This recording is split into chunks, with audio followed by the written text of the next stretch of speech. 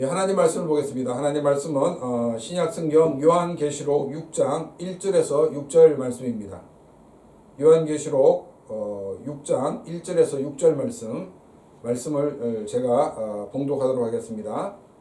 내가 보매 어린 양이 7인 중에 하나를 떼시는데 그때에 내가 들으니 내 생물의 중에 하나가 우렛 소리같이 말하되 오라 하기로, 이에 내가 보니 흰 말이 있는데 그 탄자가 활을 가졌고 면류관을 받고 나아가서 이기고 또 이기려고 하더라. 둘째 인을 떼실 때에 내가 들으니 둘째 생물이 말하되 오라 하니, 이에 다른 붉은 말이 나오더라. 그 탄자가 허락을 받아 땅에서 화평을 제하여 버리며 서로 죽이게 하고 또 큰 칼을 받았더라. 셋째 인을 떼실 때에 내가 들으니 셋째 생물이 말하되 오라 하기로, 내가 보니 검은 말이 나오는데 그 탄자가 손에 저울을 가졌더라. 내가 내 생물 사이로부터 나는 듯한 음성을 들으니 이르되 한 데나리온의 밀 한 대요 한 데나리온의 보리 석대로다. 또 감람류와 포도주는 해치지 말라 하더라. 아멘. 신앙을 왜 가지게 되었느냐고 묻는다면 여러 가지 답변이 있을 것입니다. 모태신앙인 사람은 부모님 때문에 억지로 교회에 가다 보니까 신앙을 가지게 되었다라고 답변을 하는 사람이 있을 것입니다. 또 어떤 사람은 자신의 인생의 문제가 잘 풀리지 않아서 신앙을 가지게 되었다라고 말하는 사람도 있을 것입니다. 또 어떤 사람은 죽음 이유가 두려워서 신앙을 가지게 되었다라고 말하는 분도 있을 것입니다. 또 어떤 사람은 자신의 인생이 너무 허무하여서 신앙을 가지게 되었다라고 말하는 분도 있을 것입니다. 이런저런 이유 때문에 신앙을 가지게 되었지만 예수를 믿고 난 다음에 모든 문제가 한순간에 해결되는 것은 아니라는 것입니다. 믿음이 오기 전에는 자신의 문제도 복잡하고 내가 왜 예수를 믿어야 하는지를 모르고 살았는데, 그러나 믿음이 온 이후에는 내가 왜 예수를 믿어야 되는지를 알고 또 인생의 가치가 변했다는 것입니다. 하지만 나의 주변의 문제는 한순간에 해결되고 있지 않은 것을 우리는 종종 경험하게 됩니다. 달라진 것은 믿음이 오기 전에는 주변 문제를 보고 불안해하고 또 염려하였지만 믿음이 온 이후에는 믿음이 오기 전만큼 불안은 느끼지 않는다는 것입니다. 어떤 경우에는 믿음이 온 이후에 이제까지 관계하던 사람들과의 관계가 틀어져 버리는 그런 경우도 있게 됩니다. 믿음이 온 이후에 크리스찬이 되고 난 다음 눈앞에 있는 모든 문제가 해결되는 것이 아니라, 그리고 평강과 기쁨만이 있는 줄 알았는데 그렇지 않을 때가 있을 때 우리는 딜레마에 빠지게 됩니다. 왜냐하면 예수를 믿으면 구원을 받을 뿐 아니라 성공한다는 간증을 너무나도 많이 들었기 때문입니다. 간증한 사람은 저렇게 일이 잘 되는데 나는 왜 이렇게 계속 문제가 완전히 해결되고 있지 않는가? 이런 의문에서 내가 지금 바로 믿고 있는가? 내가 믿고 있는 것이 바른 것인가? 급기야는 이런 본질적인 문제를 가지고 고민하게 되는 것입니다. 오늘은 본문 말씀을 중심으로 이런 문제를 함께 생각을 해보고자 합니다. 우리는 계시록 5장에서 피조물들의 찬양에 대해 살펴보았습니다. 계시록 6장에 와서 드디어 예수님께서 가지고 계신 두루마리의 봉인을 하나씩 떼는 장면이 나오고 있습니다. 예수님께서 이 두루마리의 봉인을 떼실 때 여러 가지 현상이 나타나고 있습니다. 이 나타나는 현상을 어떻게 해석하느냐가 굉장히 중요합니다. 이 봉인을 떼는 것에 대해 해석하는 그 원리를 대체적으로 6가지의 해석의 원리가 있다고 말할 수 있습니다. 그래서 이 6가지 해석의 원리 가운데 복음주의적인 그와 같은 교회가 받아들이는 해석은 2가지입니다. 그래서 성경 공부 시간이 아니기 때문에 6가지 입장을 우리가 살펴보기보다는 복음주의적인 2가지의 그 해석 원리만을 알아보면서 본문이 우리에게 준 의미가 무엇인가를 살펴보는 것이 좋지 않을까 생각을 하였습니다. 그런데 제가 어떤 유명한 목사님의 설교집을 참고로 보다 보니까 이 복음주의적인 해석이 아닌 것을 보고 굉장히 놀랐습니다. 그래서 간단히 이 잘못된 해석의 원리가 어떤 것인가를 살펴보는 것이 필요하다고 느끼고 간단하게 설명을 드리도록 하겠습니다. 먼저 첫 번째는 이 일곱 봉인을 떼는 것은 실제적인 역사를 말하고 있다라고 보는 것입니다. 요한계시록을 쓰면서 이 AD 395년까지의 역사가 이 여섯째 봉인을 떼는 데까지 실제로 일어날 일을 예언한 것이라는 견해입니다. 이 요한계시록은 실제적인 것이 아니라 상징적인 것이라고 여러분에게 여러 번 말씀을 드렸습니다. 그렇기 때문에 이 구체적으로 요한의 시대에서 AD 95년까지 역사를 예언한 것이다 라고 보는 입장에서 성경을 해석하는 것은 바른 해석이 아닌 것입니다. 두 번째는 뭐냐면 이 일곱인을 떼는 것은 AD 70년에 로마에 의해서 예루살렘이 멸망되는데 이때까지 교회의 발전 원리를 보여주고 있다라는 견해입니다. 예루살렘의 멸망은 요한계시록을 기록되고 있는 그 시점에서 볼 때 요한의 관점에서는 과거입니다. 근데 우리가 계시록 서두에서 앞으로 될 일을 알려주겠다라는 말씀을 기억하고 있습니다. 그러니까 요한의 관점에서는 미래의 일에 대해서 보여주실 것을 말씀하고 있다는 것입니다. 그래서 AD 70년까지는 요한의 관점에서는 과거이기 때문에 이 관점으로 해석하는 것은 바른 해석의 원리가 아니라는 것입니다. 세 번째는 이 풍류적 해석입니다. 이 알레고리칼한 해석이라고도 하는데 성경을 문자적으로 그리고 또 역사적 배경을 기초해서 해석하지 않고 소위 영적인 해석이라고 이야기를 합니다. 그래서 백마를 탄 자는 흰 말이기 때문에 예수 그리스도를 상징하고 있고, 붉은 말은 교회를 정복하는 자를 상징하고 있고, 검은 말은 이단을 상징하고 있고, 청황색 말은 로마의 교황이나 로마의 세력을 상징하는 것이다 라고 해석하는 것 같은 원리입니다. 이 풍류적 해석은 성경을 잘 모를 때는 어떻게 들으면 굉장히 은혜스럽게 들리는 경우가 많이 있습니다. 그래서 많은 이단들이 이런 풍류적인 해석의 원리를 가지고 해석하는 경우도 굉장히 많이 있습니다. 그런데 이 풍류적인 해석에 익숙하다 보면 일반적인 삶에서도 자꾸 이런 풍류적인 그 방법으로 보려는 그런 것이 많이 있게 됩니다. 과거에 9.11 테러가 있었을 때 한 평신도 선교사가 저에게 이렇게 물었습니다. 목사님, 이 9.11 테러가 일어난 영적인 의미가 무엇입니까? 이렇게 물었습니다. 제가 어떻게 대답했을까요? 9.11 테러의 영적인 의미는 이렇게 제가 설명했다 그러면 아마 그 선교사님은 저를 굉장히 영역 있는 목사로 보았을 것입니다. 근데 저는 이거는 영적인 의미까지 갈 필요 없고 역사를 통해서 왜 이런 일이 일어났는지를 알 수 있다라고 말하면서 중동의 역사를 설명해 주었습니다. 이 풍류적 해석은 이 계시록 6장에서만이 아니라 성경 많은 곳에서 영적인 해석이라고 하면서 이 성경을 곡해하였습니다. 그렇기 때문에 이 풍류적인 방법으로 성경을 해석하는 것은 바른 방법이 아닌 것입니다. 네 번째는 이 마태복음 24장에서 예수님께서 종말을 말씀하고 계신데 그 말씀을 근거로 해석을 해야 한다는 것입니다. 말세에 일어날 징조를 묻는 제자들에게 예수님께서는 거짓 그리스도가 많이 올 테니까 속지 말라고 말씀하셨습니다.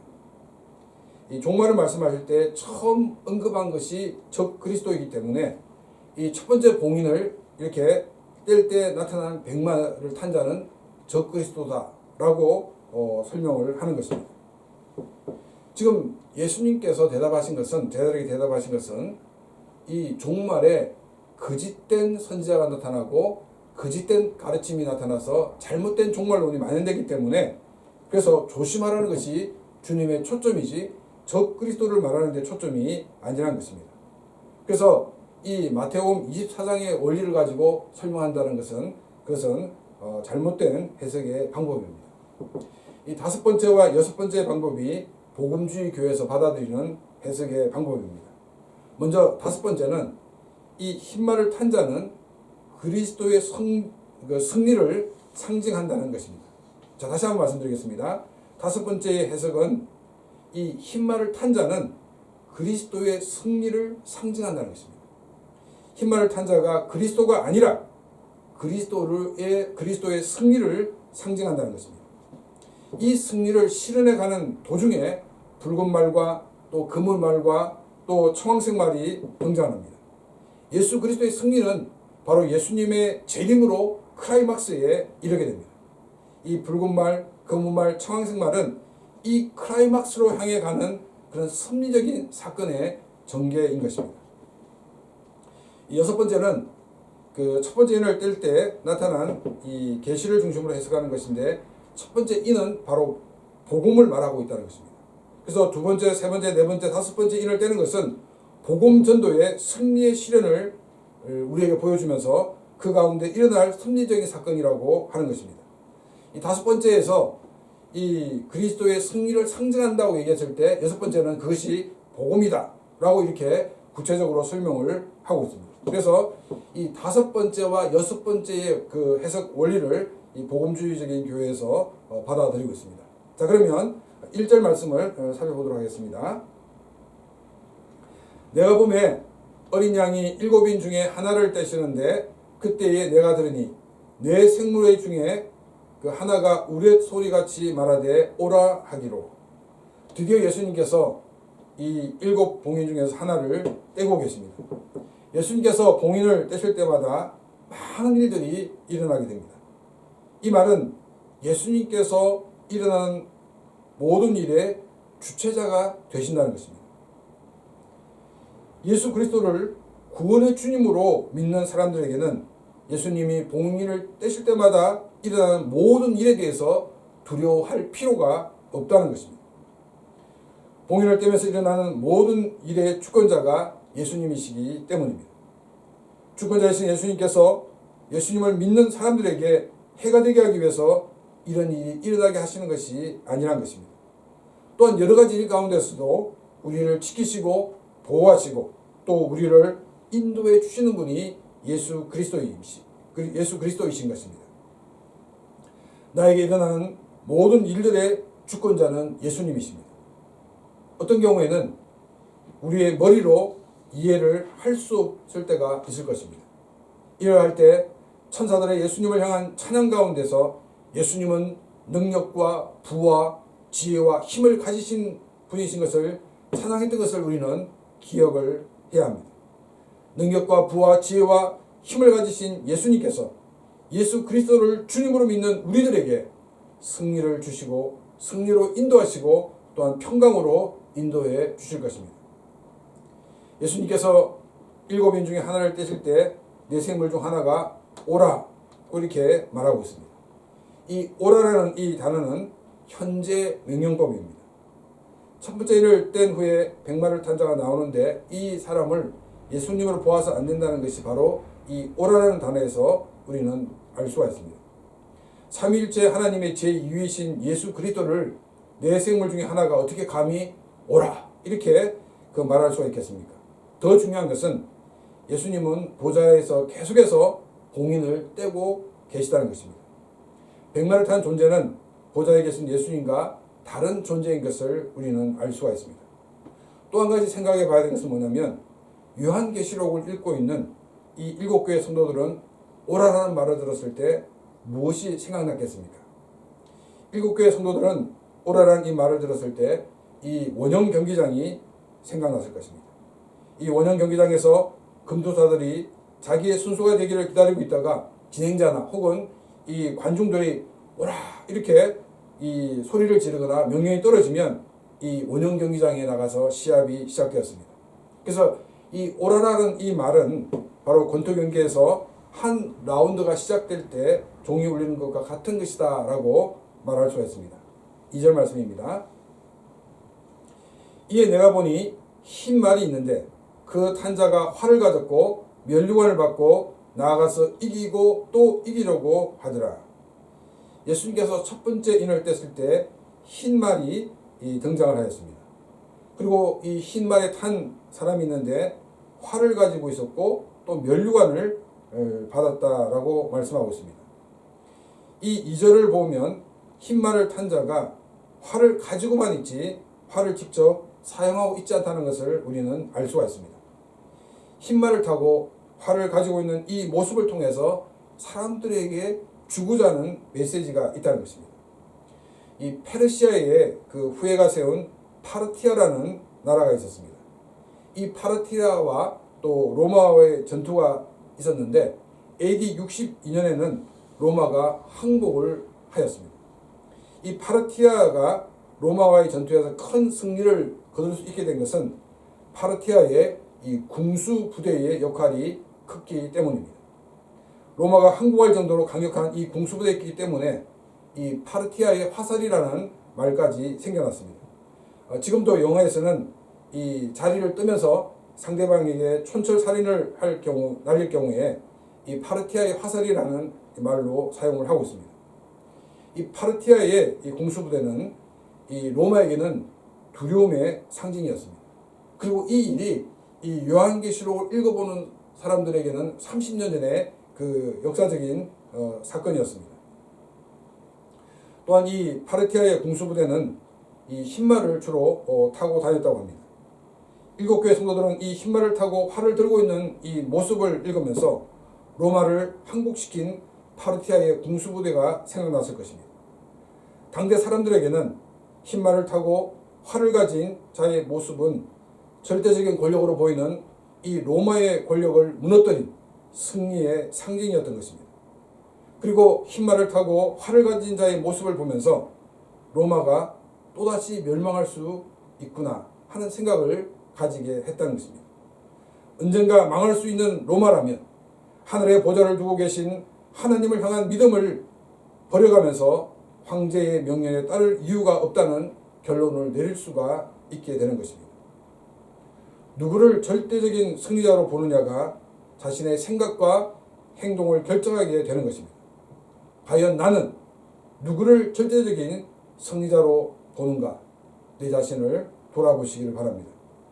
다시금 피조물들의 찬양을 통해 우리를 구원하시고 나라와 제사장으로 삼으신 이 분이 어떤 분인가를 깊이 묵상하면서 절대적인 승리자이신 주님만을 바라보며 믿음으로 살고 믿음으로 승리하는 그런 귀한 삶이 되시기를 바랍니다.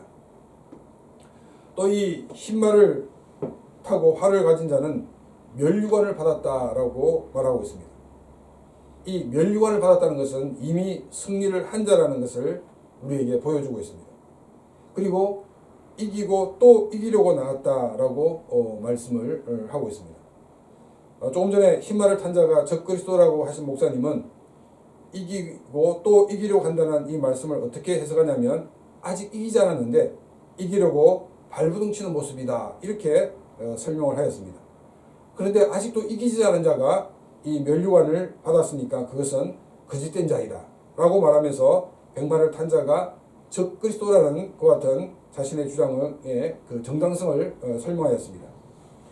이기고 또 이기려고 하더라는 이 말씀의 그 헬라의 그 의미는 이기고 있는 자가 이기기 위하여 나갔다라고 되어 있습니다. 그러니까 계속적으로 이기고 있는 자이기 때문에 이미 면류관을 받은 것입니다. 그리고 이제 또 이기기 위해 나갔다는 것입니다. 이것은 우리에게 승리하는 복음의 능력을 보여주고 있습니다. 복음이 약해 보이지만 그러나 복음은 이제까지 이겨왔습니다. 그리고 복음은 이기고 있습니다. 그리고 복음은 반드시 이길 것입니다. 근데 우리는 우리의 삶에서 복음이 패배하는 것처럼 보일 때가 많이 있습니다. 예수님께서 물 위로 걸어오라고 말씀하실 때 그 말씀에 순종한 베드로는 물 위를 걸을 수가 있었습니다.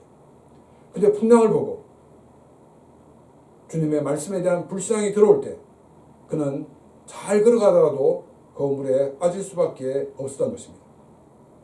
끝까지 하나님의 말씀을 신뢰하고 묵묵히 나가게 된다면 우리는 반드시 주님이 주시는 그 승리를 맛볼 수가 있습니다. 우리가 말씀에 순종하고 나가게 될 때 주님은 그 말씀의 열매를 맺게 하신다는 것입니다. 복음은 계속 이기고 있습니다. 그리고 복음은 계속 이길 것입니다. 이 복음의 능력을 믿고 삶으로 주님이 주시는 승리를 누리며 사는 그런 귀한 삶이 되기를 바랍니다. 3절 말씀입니다. 둘째 인을 떼실 때에 내가 들으니 둘째 생물이 말하되 오라 하니, 예수님께서 두 번째 인을 떼시게 됩니다. 이때 둘째 생물이 오라며 소리를 냅니다. 새로운 라운드가 시작되는 것을 우리에게 알려주고 있습니다.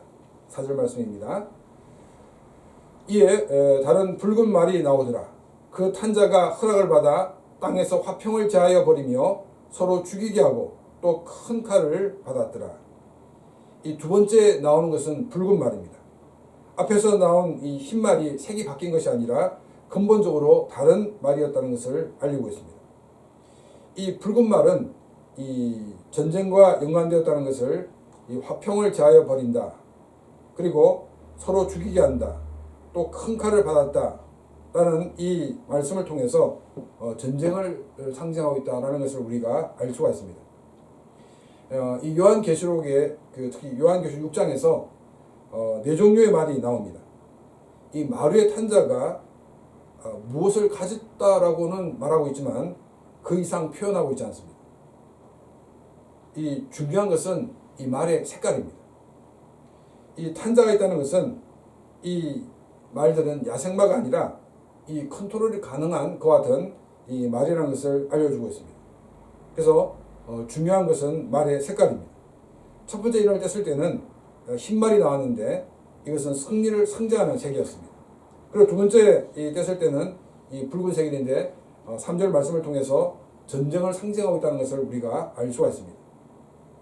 그래서 이 말의 색을 통해서 무엇이 임하는지를 간접적으로 알려주고 있다는 것입니다.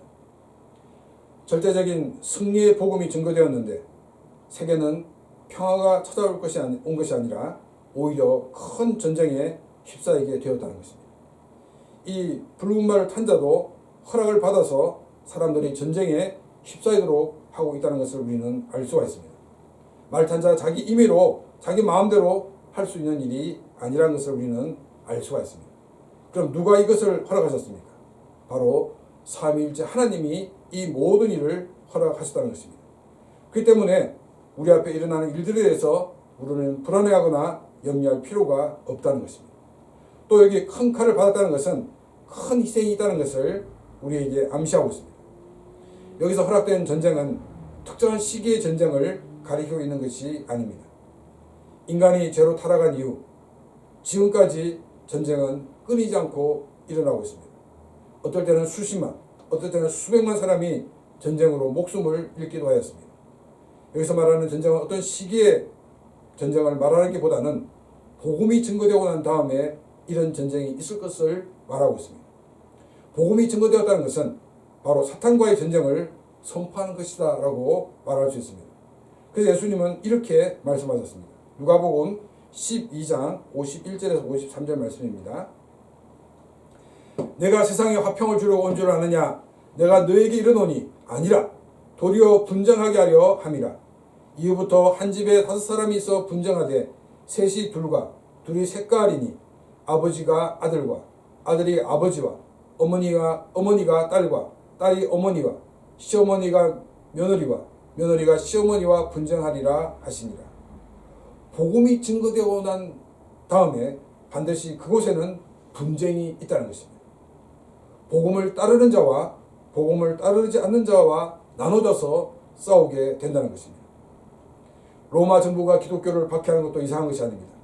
사탄은 로마 황제라는 권력자의 힘을 이용해서 복음을 따르는 자를 박해를 하고 있다는 것입니다. 우리는 이 말을 또 잘못 이해하면 최근 한국 사회에 무리를 일으키고 있는 일부 개신교 집단의 그 행동 자체가 정당한 것으로 받아들일 수가 있다는 것입니다. 집회를 가지지 못하게 한 것은 어떤 종교적인 탄압의 목적이 아니라는 것입니다. 이 극단주의적으로 행동하는 소수 개신교자들의 그 지탄을 받는 것은 신앙 문제가 아니라는 것입니다. 자신들의 어리석음 때문에 사회적인 지탄을 받고 있다는 것입니다. 크리스찬이라는 이름으로 어리석은 행동을 하고 있기 때문에 오히려 하나님의 영광을 땅에 떨어뜨리고 있다는 것입니다. 사회가 크리스찬에 대해, 교회에 대해 욕을 할 때 우리는 사회가 무엇 때문에 크리스찬에 대해서 또 교회에 대해서 욕을 하는가 잘 분별을 해야 합니다. 나의 어리석음 때문에 욕을 먹고 있다면 이것은 하나님의 영광을 가리는 것이고 또한 전도의 문을 막는 것임을 우리는 기억을 해야 됩니다. 복음이 선포되고 그 복음을 따랐을 때 많은 분쟁이 있는 것은 당연한 것입니다. 하나님은 이런 분쟁을 통해 알곡과 쭉정이를 가리시고 계시다는 것을 기억하면서 승리하는 복음 가운데 거함으로 승리하는 그런 귀한 삶이 되시기를 바랍니다. 5절 말씀입니다. 셋째 진을 떼실 때에 내가 들으니 셋째 생물이 말하되 오라 하기로 내가 보니 검은 말이 나오는데 그 탄자가 손에 저울을 가졌더라. 셋째 인을 뗄 때 검은 말이 등장을 합니다. 이 검은 말 탄자가 손에 이 저울을 가졌다라고 말하고 있습니다. 이 검은색은 기근을 상징하고 있습니다. 이 기근은 전쟁 이후에 생긴 것 같은 것일 수 있고 또한 자연재해일 수가 있고 또 대표적으로 경제적인 어려움으로 우리는 상징하는 말이다라고 볼 수가 있습니다. 우리가 일곱 교회를 살펴보면서 크리스찬이 되고 난 다음 우상 숭배와 행음을 행하는 조합에서 탈퇴함으로 경제적으로 어려움을 겪고 있는 크리스찬들이 있음을 살펴보았습니다. 우리가 성경적인 원리를 가지고 비즈니스를 한다는 것은 이 세상에서 결코 쉬운 일이 아닙니다. 그러면 우리가 어떤 마음이 드냐면 이 성경적인 유혹을 따르지 않고 내가 산다 그러면 내가 더 많은 기회를 얻을 수 있다는 것 같은 생각을 할 수가 있을 것입니다. 우리가 성경적인 원리를 따르지 않을 때 우리는 더 많은 이익을 얻을 수도 있을 것입니다. 그러나 그 사람의 영혼은 점점 피폐해져 간다는 사실을 우리는 기억을 해야 합니다. 6절 말씀입니다. 내가 내 생물 사이로 나는 듯한 음성을 들으니 이르되 한 데나리온의 밀 한 대요 한 데나리온의 보리 석대로다. 또 감람류와 포도주는 해치지 말라 하더라. 이 한 데나리온은 당시에 그 노동자의 하루 품삯이었습니다. 이 그 돈으로 밀을 한 대 살 수 있고 또 보리는 석대를 살 수 있다라는 말입니다. 이것은 이 기근이 심해서 엄청난 인플레가 됐다는 것을 우리는 알 수가 있습니다. 또 이 검은 말을 탄 자가 이 저울을 가진 것을 알 수가 있는데 이것은 이 자가 얼마나 피해가 있는 것을 재어보기 위해서 가지고 있다는 것을 우리는 알 수가 있습니다. 많은 사람들이 인플레 때문에 고난을 경험하고 있습니다. 특히 크리스찬이기 때문에 경제적인 활동을 하지 못하고 갇혀 있어서 또 조합에 가입하지 못해서 여러 가지 경제적인 불이익을 당하고 있습니다. 정말 이럴 때 나의 신앙을 버리고 내가 조합에 들어가느냐, 내가 나의 신앙을 버리고 세상의 원리를 따라가느냐, 이 같은 심각한 고민에 빠질 수밖에 없다는 것입니다. 그런데 들리는 음성이 있습니다. 감람류와 포도주는 해치지 말라는 것입니다. 이 감람류는 올리브유를 말하고 있습니다. 올리브유, 포도주 이러면 굉장히 우리 문화적인 입장에서는 좀 럭셔리한 것으로 생각할 수 있습니다. 올리브 기름을 했어 이러면 굉장히 이 사람이 나를 위해 신경을 많이 썼다 이런 생각이 듭니다. 그런데 이 올리브와 포도주는 요한계시록을 읽어보는 그 시대의 사람들에게는 너무나도 대중적인 것이라는 것입니다. 밀과 보리는 상당한 그 인플레가 되어서 평소 가격보다 약 8배가 그런 그 비싼 것이 되었지만은 그러나 대중적인 식재료인 감람류와 또 이 포도주는 피해가 없게 한다는 것을 우리는 보게 됩니다. 이것이 하나님의 은혜인 것입니다. 많은 사람들은 이 밀과 보리가 인플레가 되어서 구하기 힘든 그런 가운데서 그것만 바라보고 불평과 불만을 할 수가 있습니다. 그러나 삶의 가장 기초적인 그 재료는 하나님께서 끊임없이 공급하고 있다는 사실을 우리는 보게 됩니다. 우리는 하나님의 원리를 따를 때 큰 이익을 얻을 수가 없습니다. 그런 상황에 놓일 수가 있습니다. 그러나 나에게 필요한 가장 기본적인 것은 하나님께서 공급해 주시다는 것을 우리는 알 수가 있습니다. 우리는 믿음의 사람으로서 더 큰 이익을 위해서 나의 신앙을 포기하느냐, 아니면 하나님 주신 은혜를 생각하며 감사하며 하나님의 말씀을 붙들고 살아가느냐, 이것이 우리의 인생에 너무나도 중요한 결단이 필요한 상황입니다. 우리가 복음을 듣고 복음을 따른다는 것은 바로 신앙의 결단이라고 표현하고 있습니다. 이 신앙의 결단으로 우리는 오히려 더 큰 어려움에 직면할 수가 있습니다. 우리는 신앙의 결단 때문에 사람들과의 관계도 깨어지고 경제적인 어려움을 겪을 수도 있습니다. 그래서 다시금 이것을 가지기 위해 나의 신앙을 버리고 그것을 따라가서는 안 된다는 것을 성경은 우리에게 말씀하고 있습니다. 우리가 겪는 이 모든 어려움들은 복음으로 승리하기 위해 나가는 과정에 놓여 있는 것들입니다. 또한 이 모든 과정을 허락하신 것이 주님이십니다. 우리가 예수를 믿는 것은 성공하고 출세하기 위한 것이 아니라 성경적인 신앙을 가지고 있어야 한다는 것입니다. 예수를 믿어 죄에서 구원받아 하나님의 자녀가 되면서 우리는 하나님의 통치를 드러내는 삶이 되어야 합니다. 이것이 예수님이 우리를 구원하신 궁극적인 목적이라는 것입니다. 죽음 이후에 세계가 두려워서 또한 영적인 고독감, 질병, 또 현실의 어려움 등등의 여러 가지 우리가 문제를 통해서 주님 앞으로 나오게 되었습니다. 죽음 이후의 두려움이 제거하는 것이 목적이 아니라는 것입니다. 영적인 고독감을 해결하는 것이 우리를 불러 하나님의 자녀로 삼은 목적이 아니라는 것입니다.